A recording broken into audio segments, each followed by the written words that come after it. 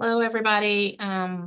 Welcome to Research and Discovery Grand Rounds. We're just going to give a couple minutes before we start for folks to log in.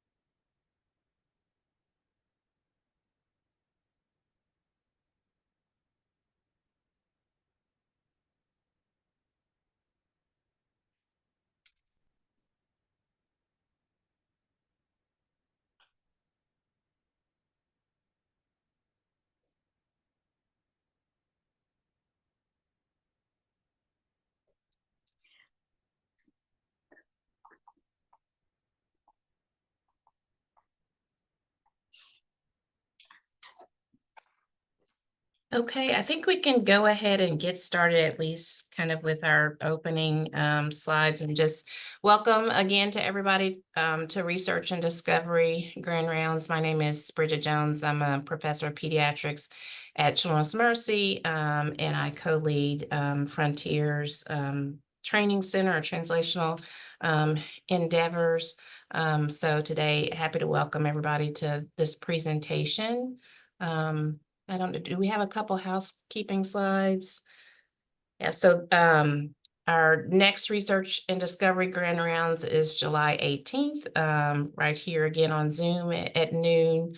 We'll have the Kansas Institute of Precision Medicine COBRI and Biobanking and Biomarker Validation Core presentation. So please tune in for that.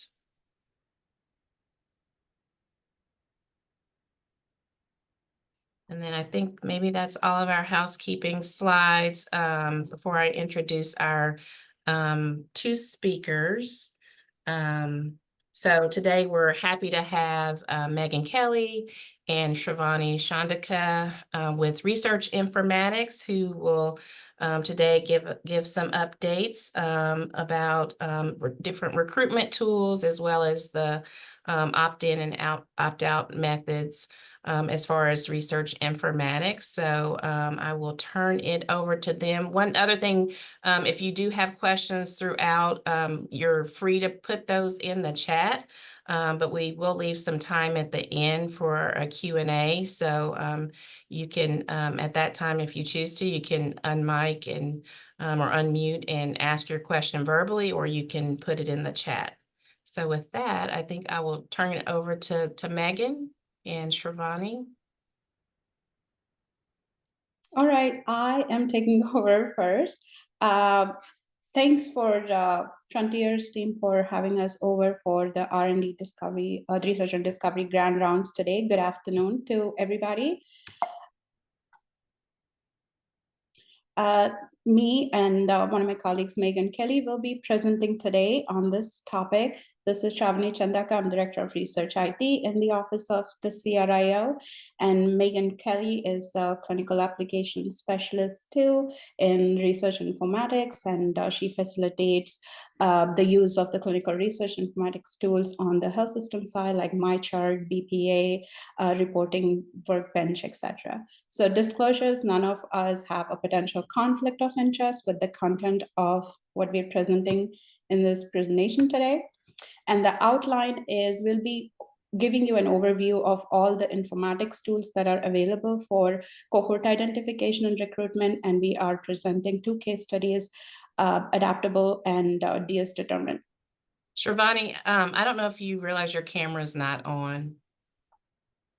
Oh, I'm sorry. Okay.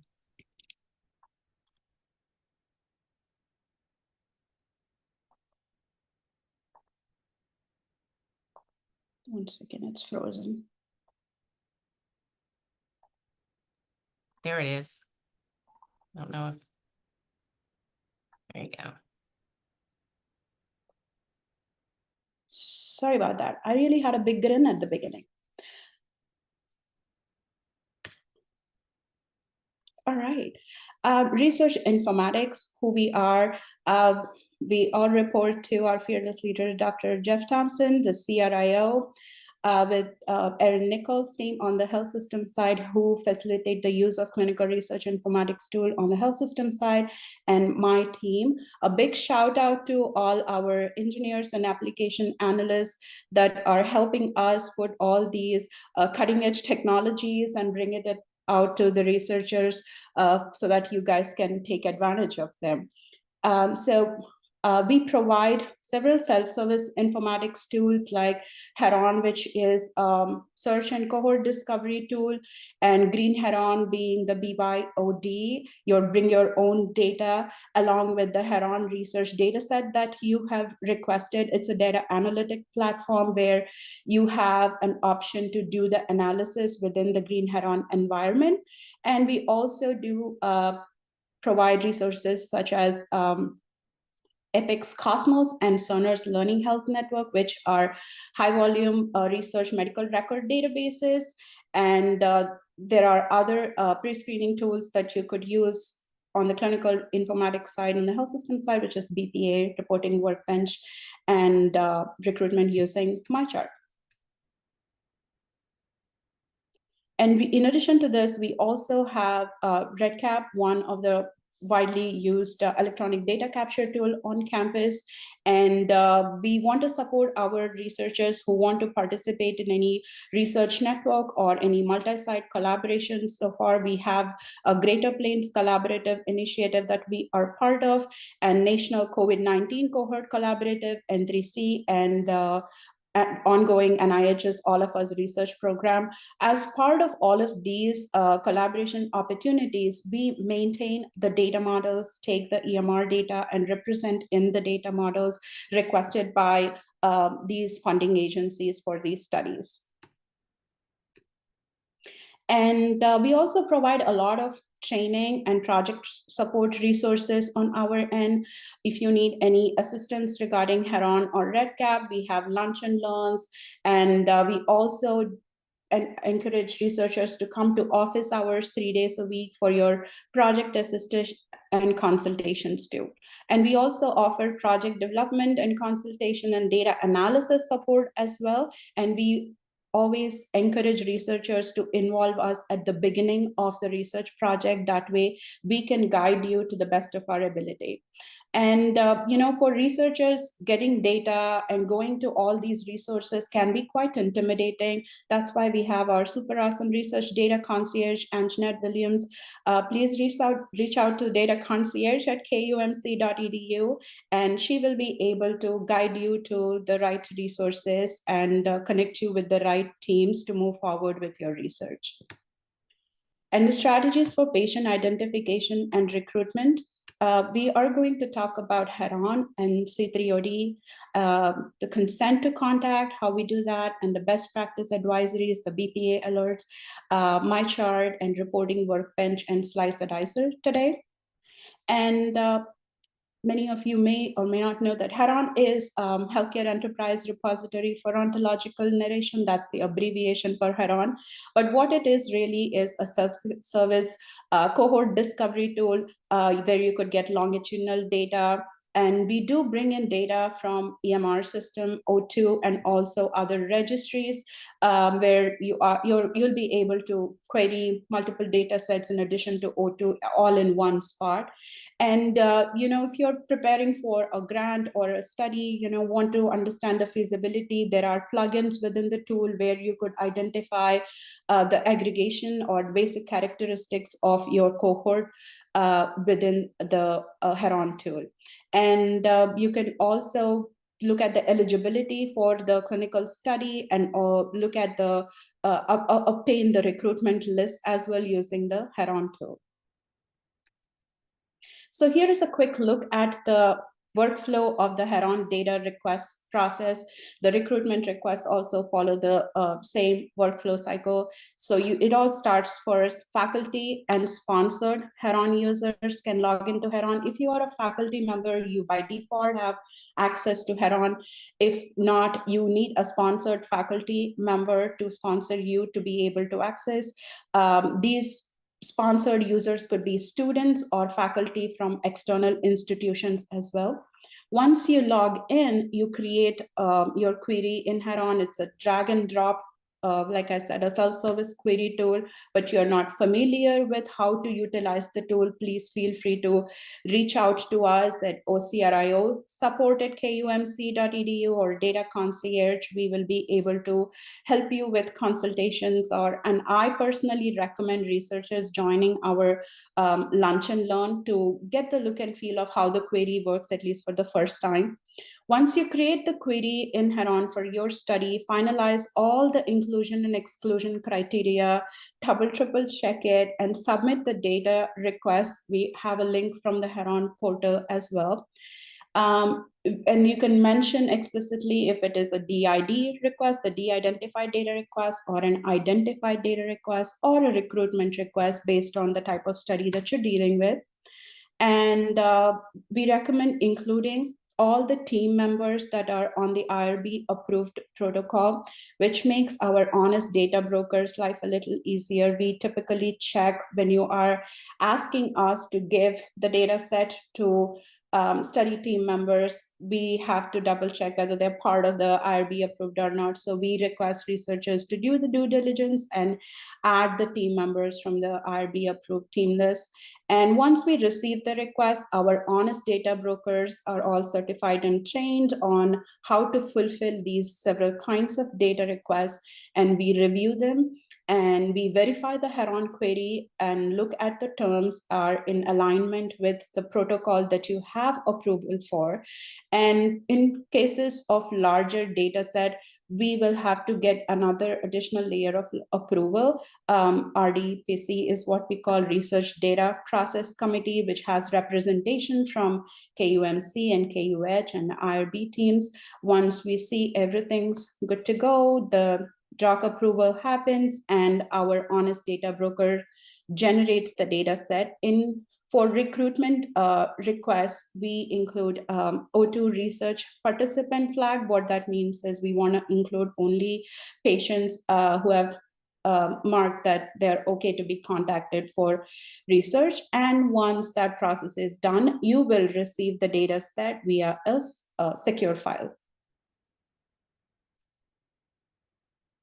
And Heron has a lot of terms, but what if Heron does not have all the variables of interest pertaining to your research? Don't worry, we got you. And there is another method, a fee-for-service method, where we actually fulfill those kind of requests, which is what we call custom data requests. Here is a QR code for the REDCap form. As part of that, what happens is you tell us, you explain to us what additional variables of information outside of Heron that you need. We'll quickly provide you with a quote of how much that would cost us to pull. Some elements are complicated, some elements are not. We'll do our exploratory analysis and get back to you with the right quote on how many hours it's going to cost us to get the information that you need. And upon looking at the code and the researcher's approval is when we would actually start the work. And C3OD, shout out to C3OD team for creating this curated clinical outcomes database. They recommend, this is also a self-service cohort identification tool primarily for the cancer patients. And they encourage researchers to get that team involved from the beginning of your research development. And that tool also has summary statistics for your cohort, and they can request analysis ready data sets. Shravani, we do have a question in the chat about Heron and C3OD pulling from different data sources. Both of them use Epic O2. The main EMR source is the same. It's just that this is, you could call it, it's a only cancer cohort. C3OD only has cancer patients. Heron has everybody. Did that answer your question?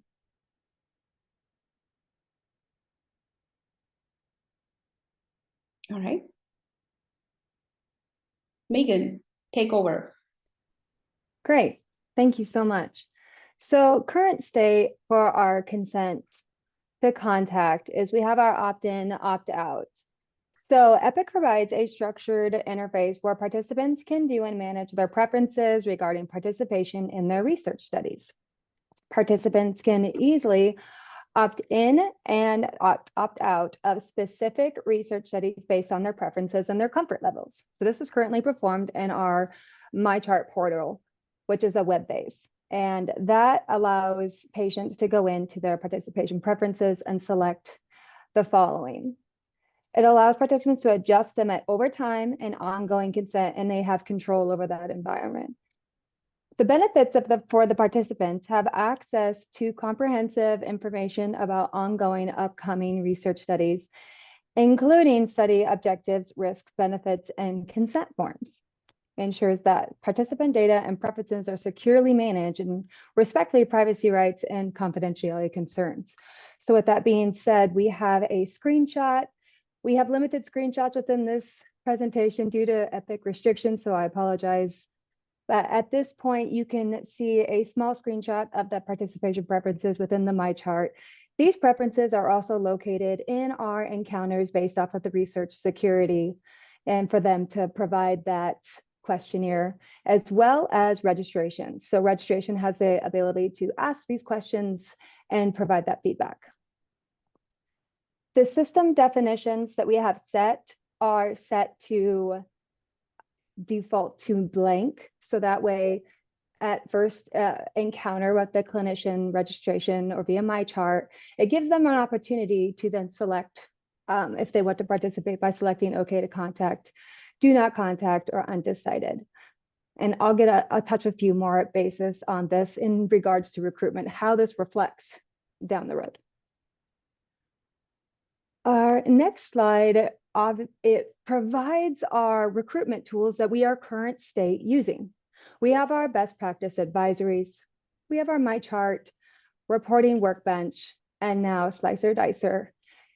In order to have these correct tools, we also have to have access to our O2 environment, which provides our security team to allow to request the access for the users, and we then get those sent to our team, then we approve to make sure they have the valid template, they are working with the correct teams, and then we approve those, and then we work through training on our access points.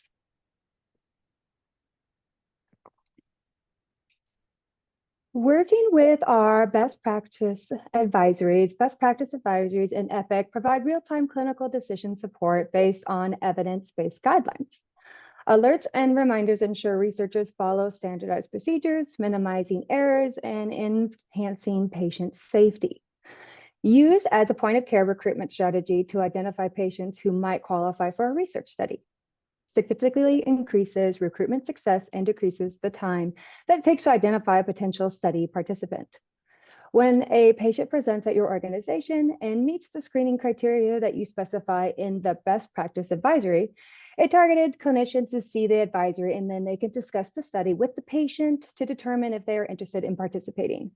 Advisories can be configured to appear specific provider types, specialties, or specific departments.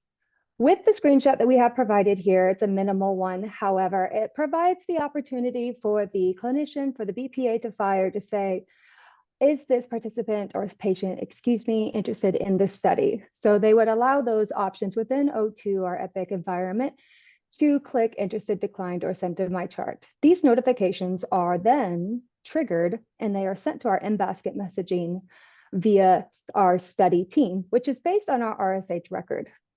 The clinician can document whether the patient is interested, like I stated prior. When a clinician selects an option, an enrollment record is created, and then we have it triggered within our system settings to also trigger the type of status that reflects that BPA onto the RSH record for that participant.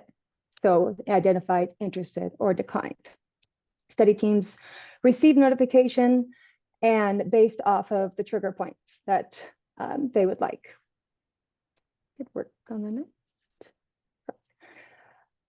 Best practice advisory still should be considered an initial screening tool, not necessarily a way to determine full patient eligibility for a given study.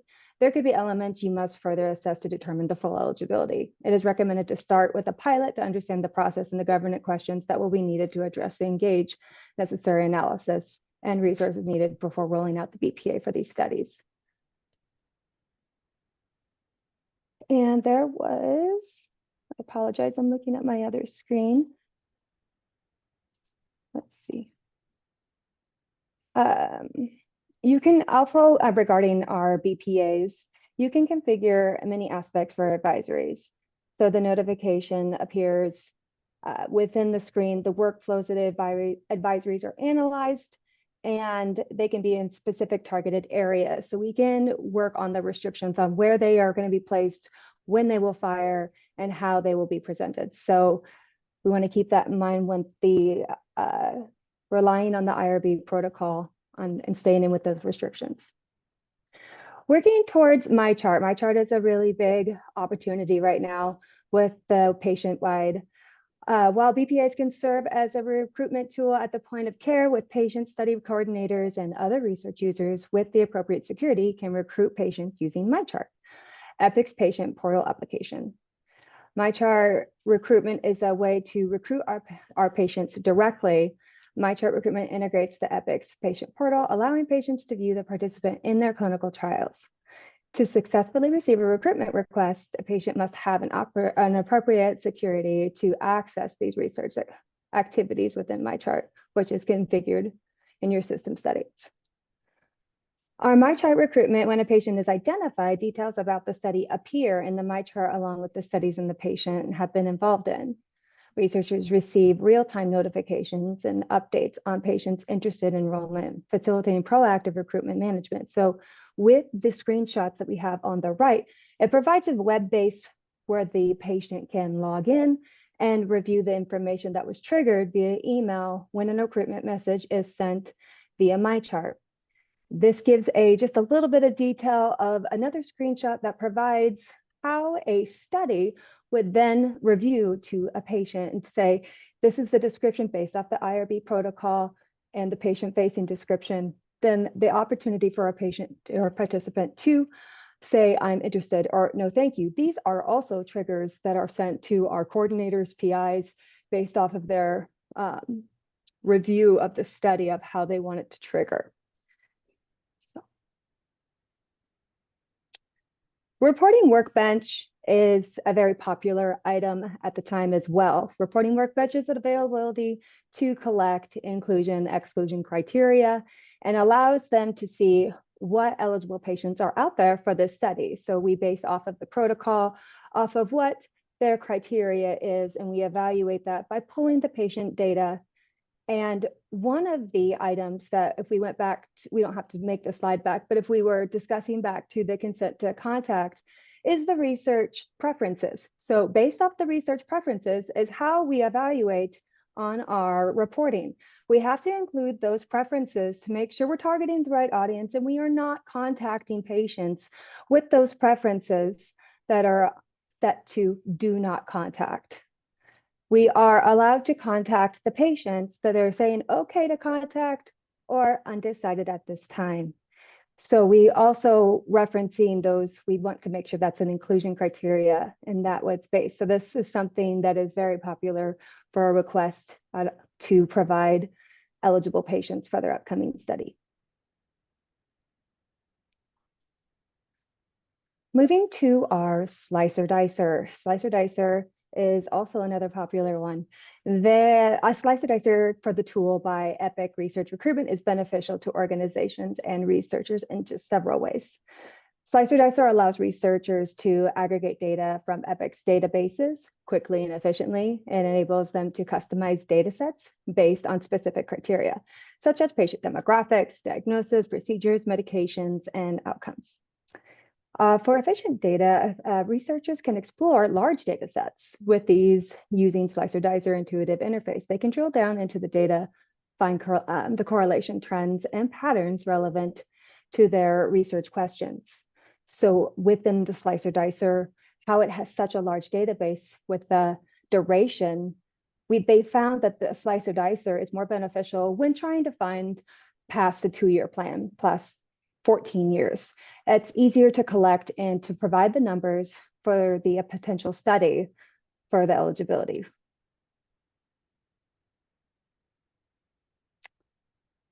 Within the Slicer Dicer also, we have our real-time database again. So the tool provides real-time access to ensuring the researchers have access to the most up-to-date information available in the EPIC system. This is crucial for conducting timely research and making informed decisions.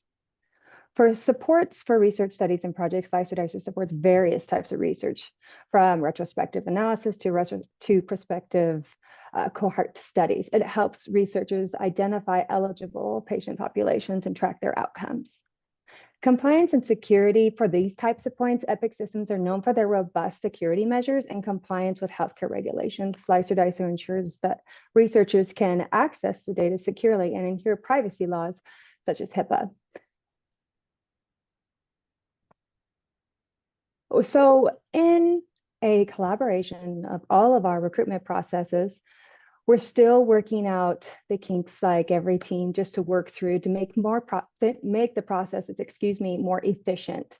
And so current state, we are restricted to work on any research study unless it is IRB approved. We want to verify that it's gone through the processes and we are ready to go. And we use that as a starting point.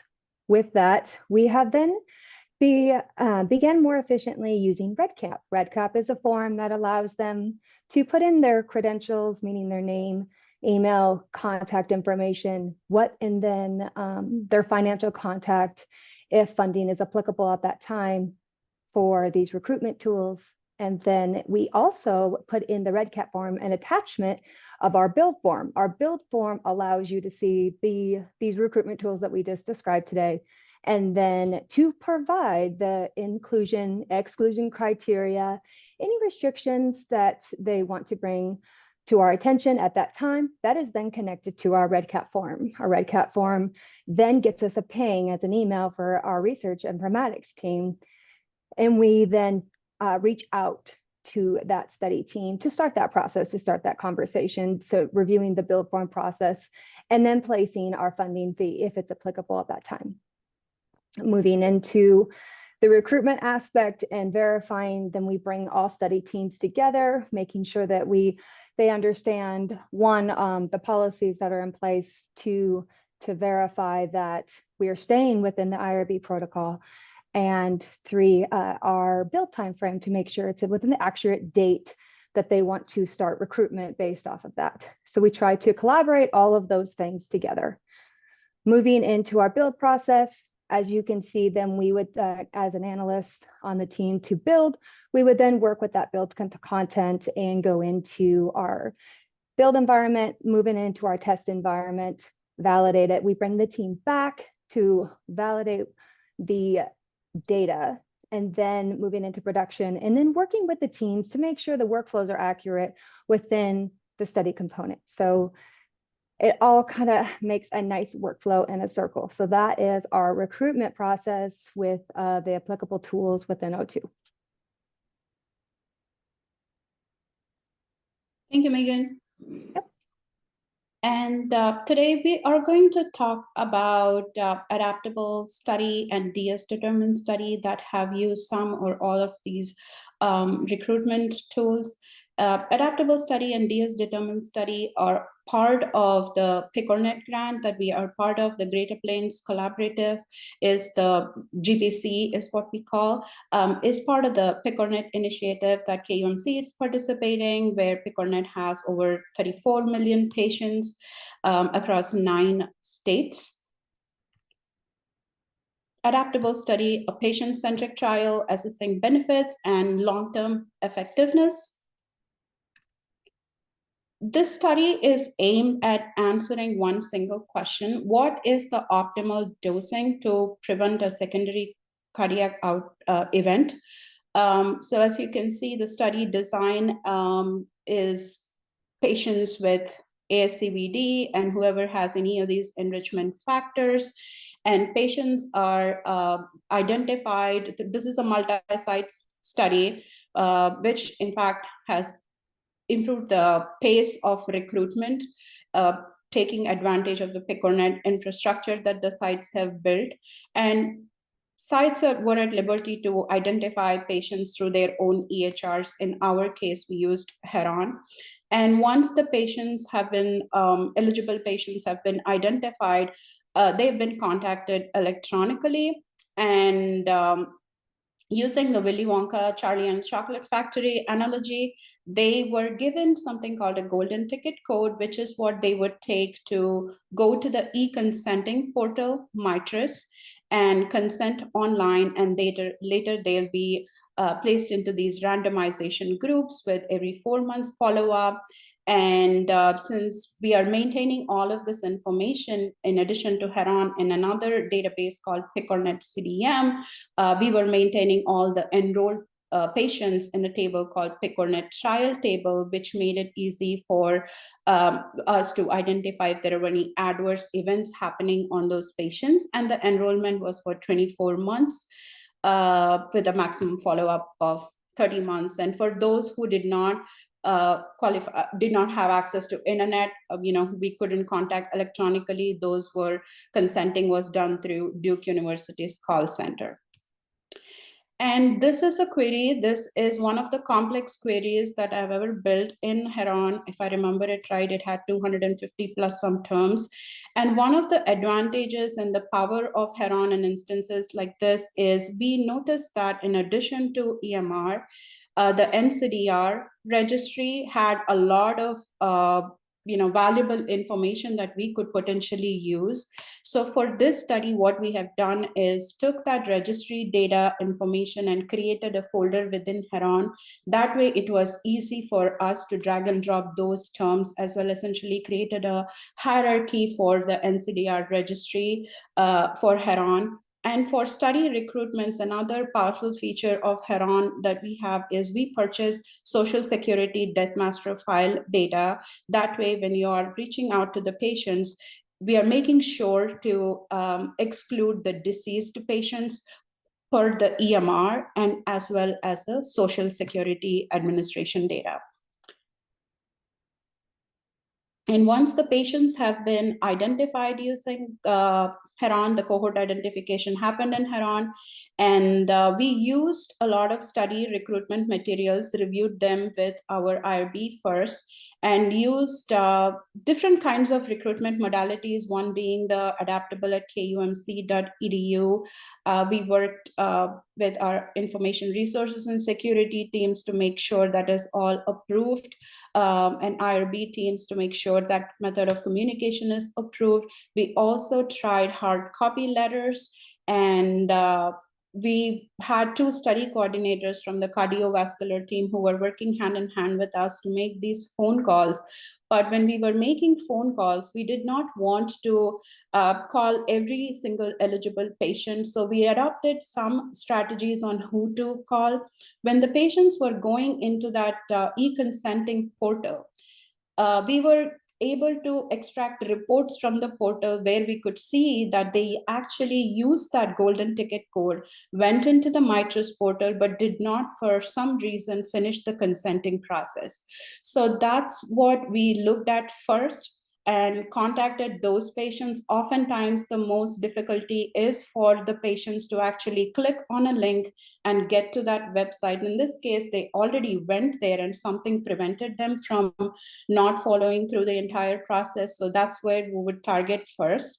And then after a couple of iterations, once we started noticing there is lull in the recruitment, we wanted to adapt different strategies. And another thing that we have done is, out of our eligible patients, how many of them have upcoming appointments in the next 2 weeks?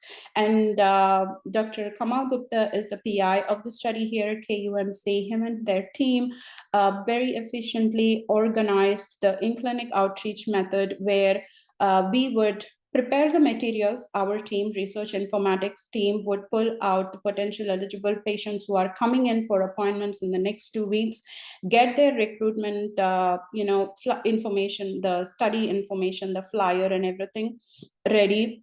That way, if they had any questions, we were able to answer. The study coordinators were present at that appointment. And we used to also mention that this was going to happen to them with a phone call prior to their appointment.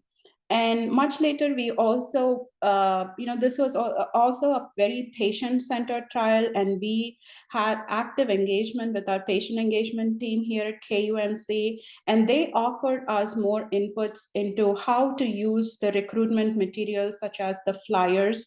And what we have noticed is the flyers, the representation matters. So once we started tailoring flyer material to represent race and ethnicities, we also started noticing that we are picking up recruitment.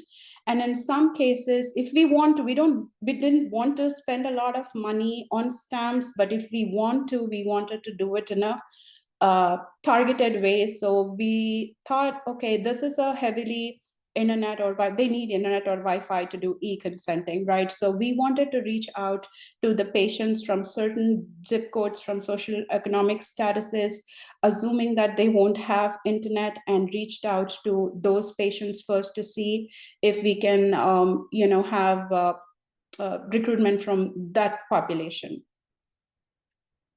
And as you can see, with all our efforts over 2 years, this is us standing fourth in the country, next to Vanderbilt, Duke, and Ashman, who have major call centers trying to make phone calls a couple of hours every day. But most of our recruitment modality, as you can see, was email only. Overall, we recruited 738 patients. We only sent 500, out of which we only got one. We wanted to stay close to the spirit of the adaptable trial, which they advertised it as pragmatic, and KU was one of the sites which stuck to the spirit, I must say, where we focused on email and took advantage of our informatics team on the campus.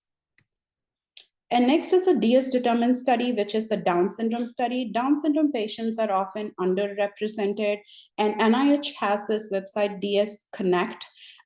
We wanted to participate in their initiative to enrich their database. So this is one of those efforts, emulating what Adaptable has done, minus all the dollars that were spent on the MITRE e-consenting portal. We thought, we have our super awesome RedCap tool. How can we replicate that?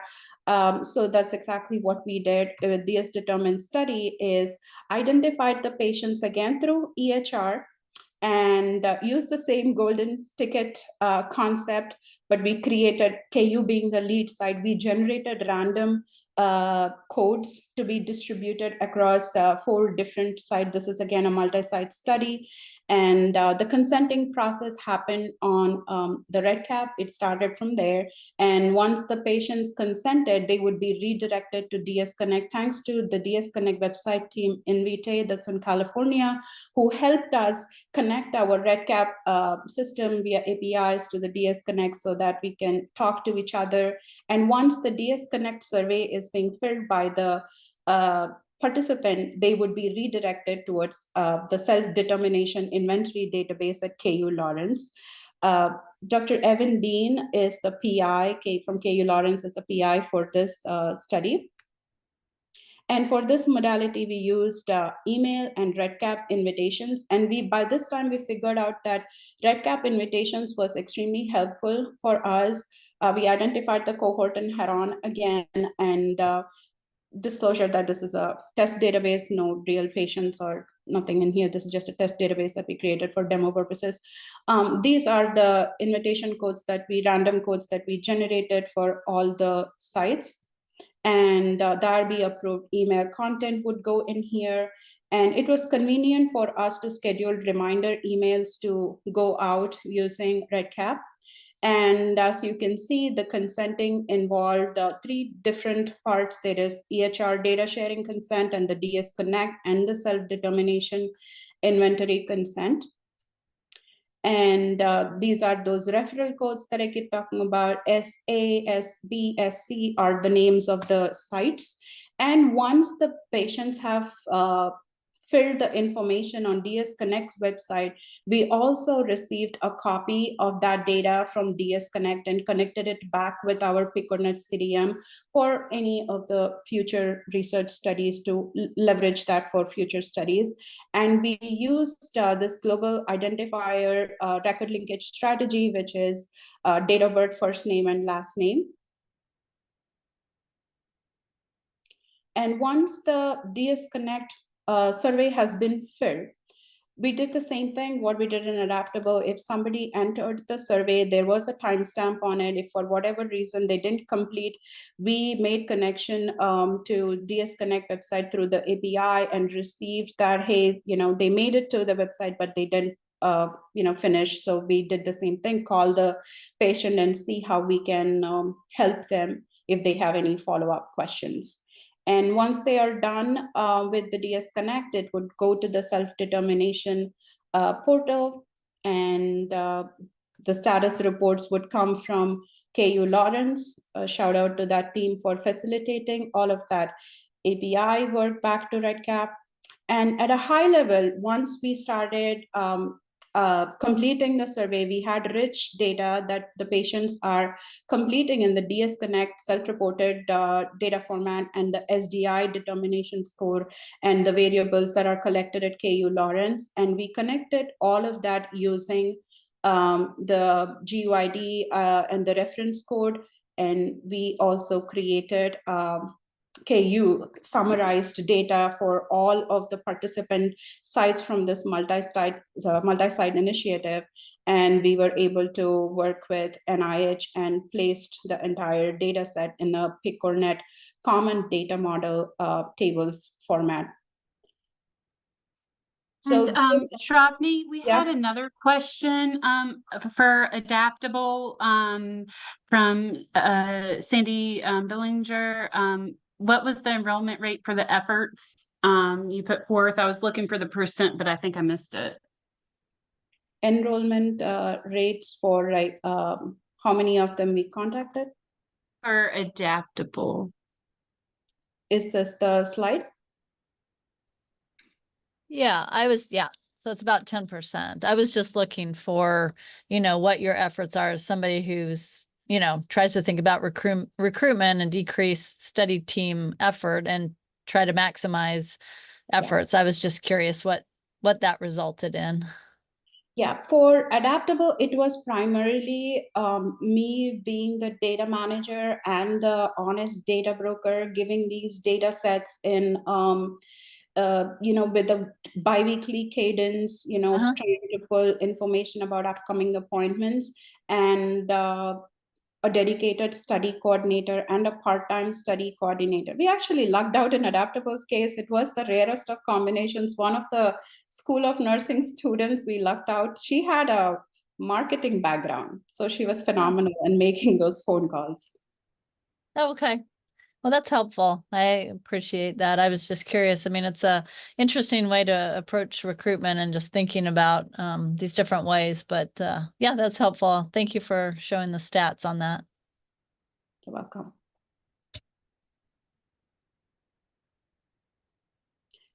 Yeah, that's the end of the case study. But we also have several studies that are ongoing. One is the NetPro, which is again another PickerNet study, and Preventable by Dr. Christian Gurdnevak is the PI for that.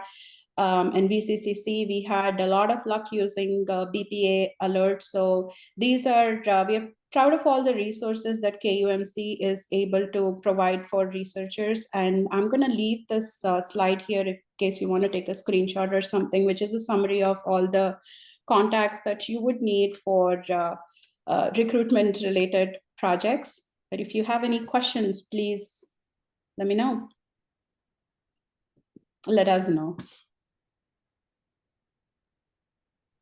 Hey, thank you, Shravani and Megan. That was great. That was a lot of really great information. So I think we got to some of the questions in the chat, but I'll just go through just to make sure.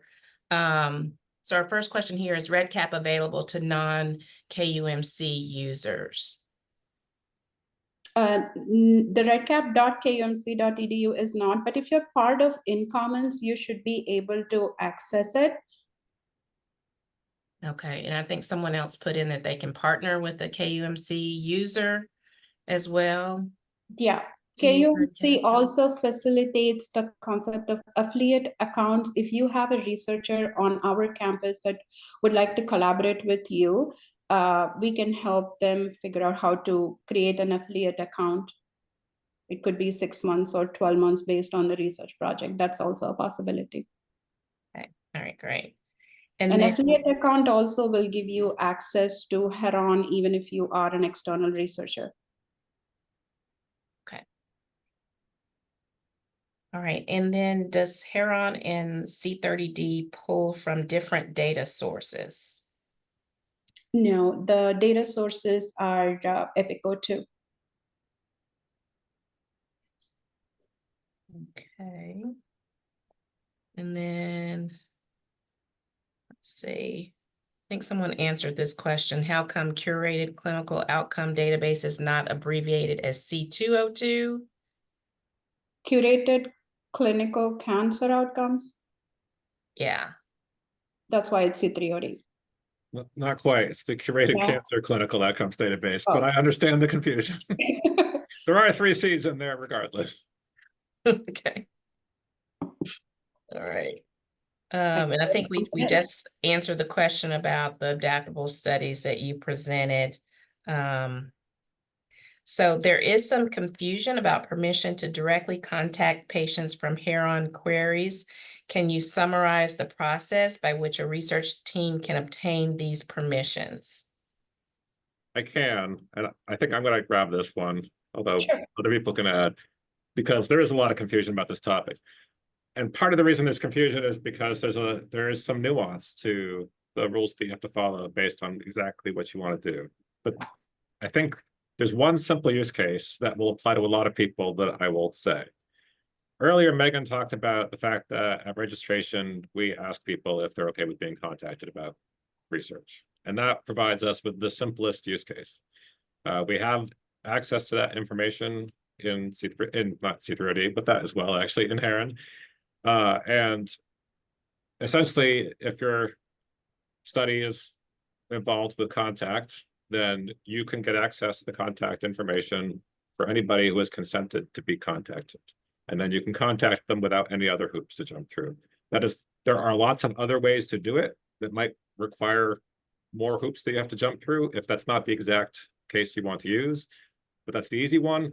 And it's a lot of potential participants now compared to the old Frontiers registry because of this fact that we're asking everybody now at registration. Okay, did that answer your question? Whoever answered that. The do not contact question, Megan, you can jump in here if you want. It is in the EMR, but it depends on what you mean. Megan, do you want to explain exactly where that is? So our do not contact preferences is currently within our encounter, our clinical encounters within our research navigator. We have that designated piece with our research note, the preferences, and additional information needed for that time. Is that what your question is? It's just to clarify for an EMR clinical standpoint? So they're thinking about if they're approaching someone for participation I guess, where do they look to see if they can contact them or not? Yeah, that's a great Hi, this is question. ahead. Jessica. That's so we normally look in the EMR and they have various flags that pop up with their demographics and things on the for inpatient research. We're not necessarily looking at a research profile. We're looking So- at the patient's profile. So current state, you guys use the flag system to identify if a patient can be used with research. Is that accurate? It's a flag. We screen all the inpatients for our providers that are meet criteria. Yes. There's no Okay. flag system. I guess I'm just asking if there is a flag we should be looking at that would disqualify them. Okay, so no, we current state do not have a flag that comes up on the storyboard that allows you to see their preferences at that point. We do have just like I said, those preferences listed within registration, and then within specifically, so within the research navigator, if you are a coordinator. So if you are a coordinator, you have that access to view that, to go into the demographic view. You can open up the registration view and see it there within the participation preferences, or if you are in a encounter, to go straight into the research navigator, we have that listed there as how we have it for you to view it. It doesn't flag you. The only way we can get it to flag is if we actually create a reporting workbench that identifies patients based off of those preferences, and we cut those out so those patients do not populate on our list. And that is the way that, not just through reporting workbench, potentially through Heron as well. That is the way in most cases that this should be being done if you're bulk pulling contact information for patients to contact. So if you would like some guidance on that front, please reach out to the research informatics team. I can put our email in the chat if that would be applicable. Dr. Thompson? Yeah. Okay. I'm going to go back up. I think we missed one. Who would be the best person team to ask if we would like an additional field or data point included in Slicer Dicer?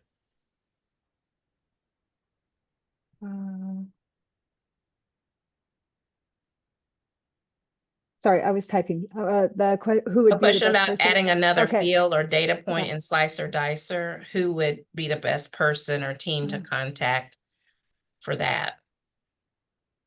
So current state, our Slicer Dicer is managed by our data career team that allows the reporting side for like the clarity workbenches. We are the ones that would contact them and provide the criteria that was missing, or that maybe what we need to add. And we work through them as well. Also, we do work with our Epic TS to identify what is missing. I'm going to attempt to say that a lot simpler, Thank which you. is if it is research related, then you can contact Research Informatics and we'll work on your behalf to see if we can get it added. The answer is not always going to be yes, but. Okay. Right, and then, so is the okay to contact question happening as people interact with my chart, so that number will grow as they have appointments in the health system? It's not quite that simple. It is in my chart and they can go and adjust their preferences. We have discussed the possibility of asking them to have another look at it every once in a while, but that hasn't happened yet. So currently, it happens at registration, like their It first does, and they can change it at any time, contact? but it doesn't remind them that it's there to be changed. Okay, and then if someone didn't respond either way, then it's assumed that those people, you cannot contact those people? Well, okay. I think that the way you stated that has some nuance to it. This is their preference to not be contacted for research. That does not mean that there are no circumstances under which they can be contacted. For an example of that would be if you are an oncologist and there's a cancer clinical trial you think is appropriate for a patient, and they had the do not contact flag, in most cases, it would still be considered appropriate for that physician, the treating physician, to talk to that patient about participating in the trial. So it's not a hard and fast no, not ever, but it has to, the approach that you use needs to be outlined in your IRB and so forth. Okay. But So the research informatics team is not going to provide lists of contact information for people when they have the do not contact choice. I see. So it does not necessarily mean that no one can approach them. It's just that their data is not readily available if someone wanted to run a list of That is right. all people that may have a certain diagnosis or, okay. Right, it would restrict them from populating onto the tools that we create. Okay.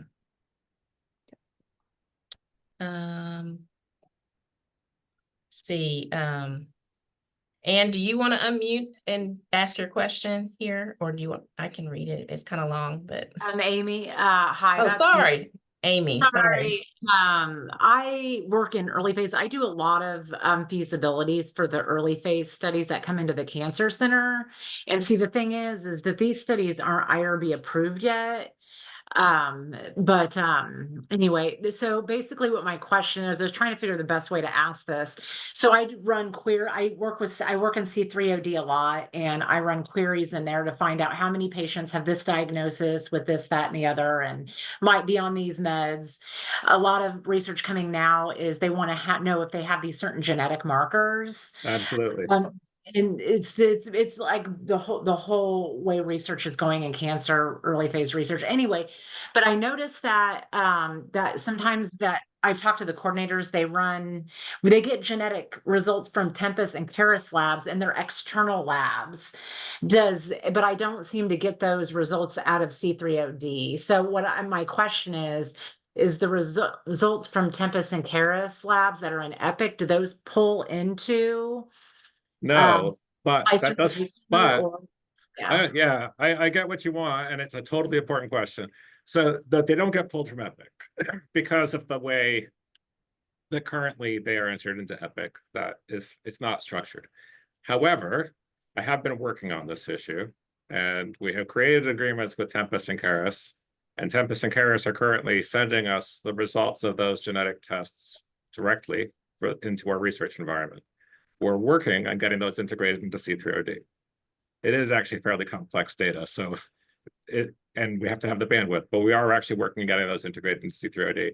In the meantime, if you have a specific need for a specific one to support a study, we could probably figure out how to do it, but it's going to come into the C3OD interface eventually.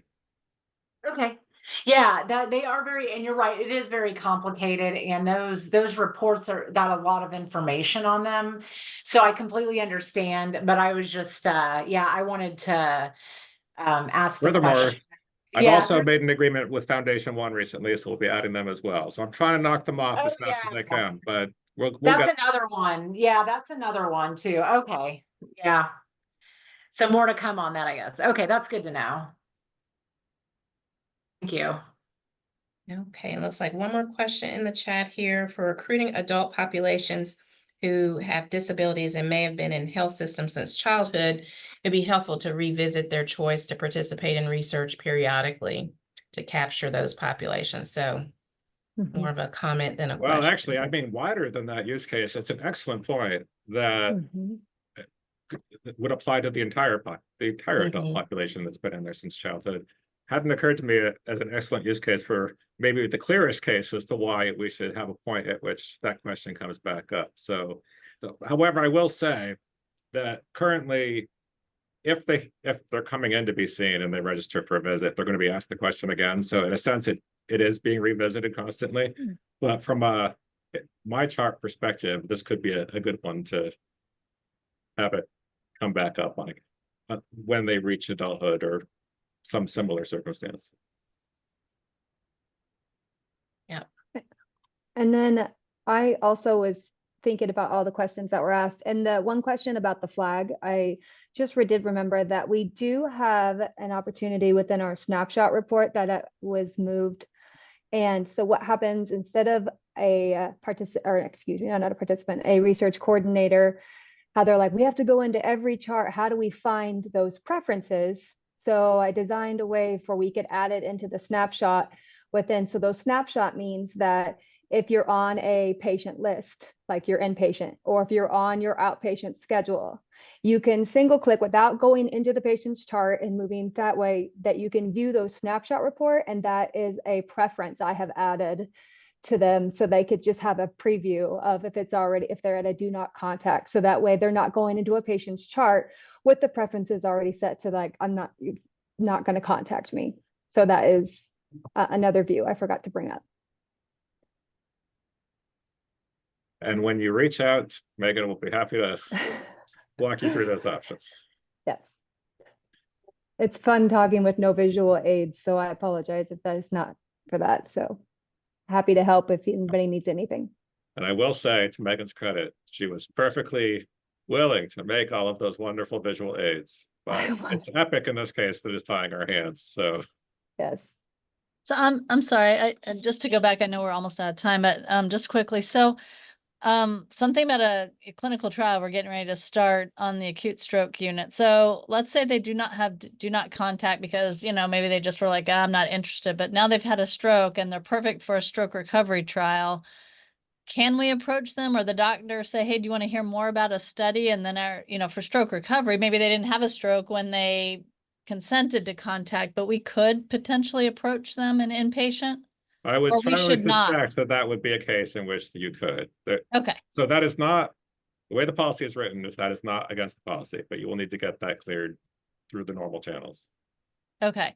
And then, I mean, is it appropriate where we could say, would you like your preferences changed, or you might want to go in and change those down the road, or no, we should not even be doing that or broaching that. I don't necessarily know that I see something that's problematic with that off the top of my head. I'd like to talk to Kyle Stevens about it, but I don't see an issue with that. So Okay. let me run it by him and see what he thinks. Well, we're in the middle of our WERB and getting all that stuff done for our site. So we can also talk through this because we're thinking about doing a build, just to kind of have that in our chart. I think we talked to Gary maybe about it. So, we can circle back. I just, sometimes people don't know what this all means about research. And again, sometimes people have negative. Of course, yeah.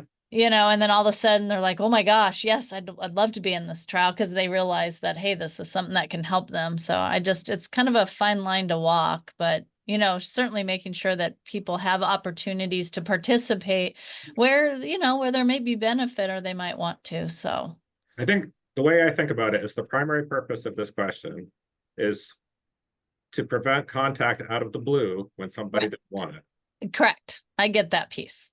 Yes. So I understood when you said that. I was like, oh, there's some gray area.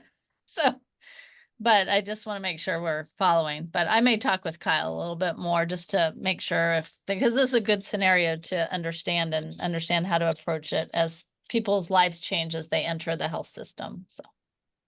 For sure. All right. Thank you so much. Okay, thanks, everybody. Lots of great discussion and questions. So Jeff will have to have your team back again. It seems like there's a lot of questions. So Thanks, everybody, for joining and participating, and have a great rest of your afternoon. Thanks. Thanks. Appreciate it. Bye.